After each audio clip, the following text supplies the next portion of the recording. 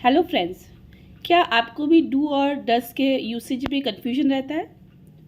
वैसे ये do and डस का कन्फ्यूजन मैंने कई उन लोगों में भी देखा है जो इंग्लिश में फ्लुएंट है, जिनकी इंग्लिश में एक्सपर्टीज़ है, बट कई बारी वो भी डू और डस का गलत यूज़ करते हैं।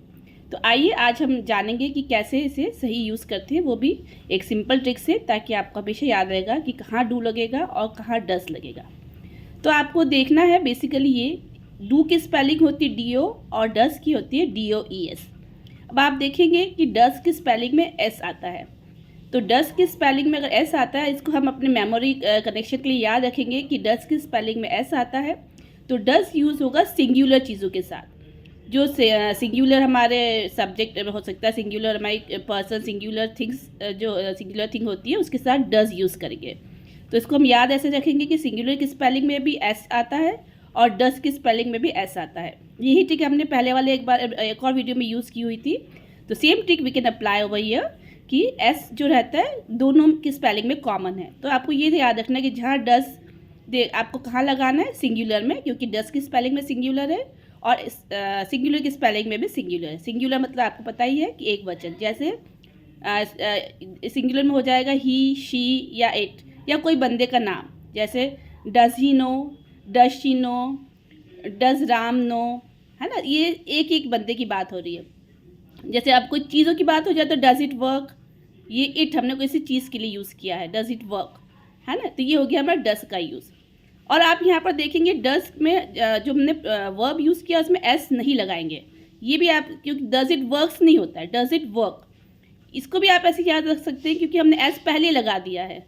डस के साथ ही एस आ गया, DOES में एस आ गया, तो हम एक ही जगह एस लगाएंगे, दूसरी जगह से एस हटा देंगे।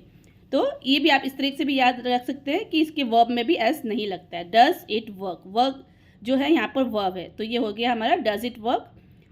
जब भी हम सिंगुलर यूज़ करेंगे तो वर्ब में एस नहीं लगाएंगे, और डस में क्योंकि पहले ही एस आ चुका है।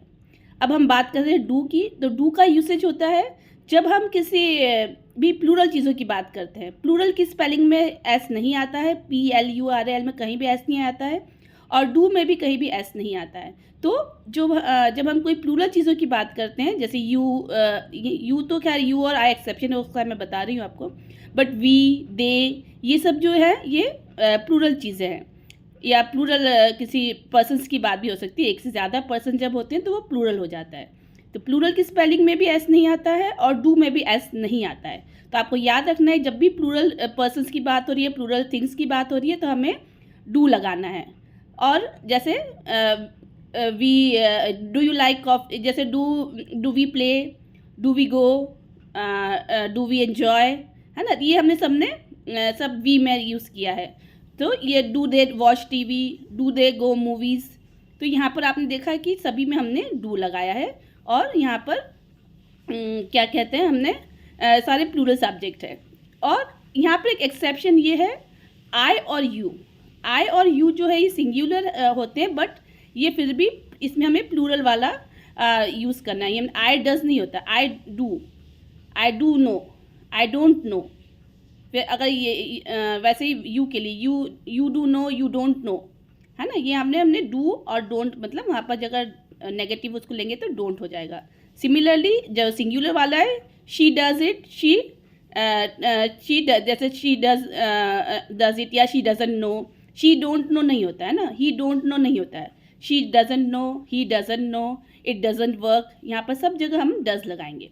तो सिंपल ट्रिक है, डू जब भी आप यूज़ करेंगे वो देखना है आपको कि सब्जेक्ट अगर प्लूरल है या यू और आई है।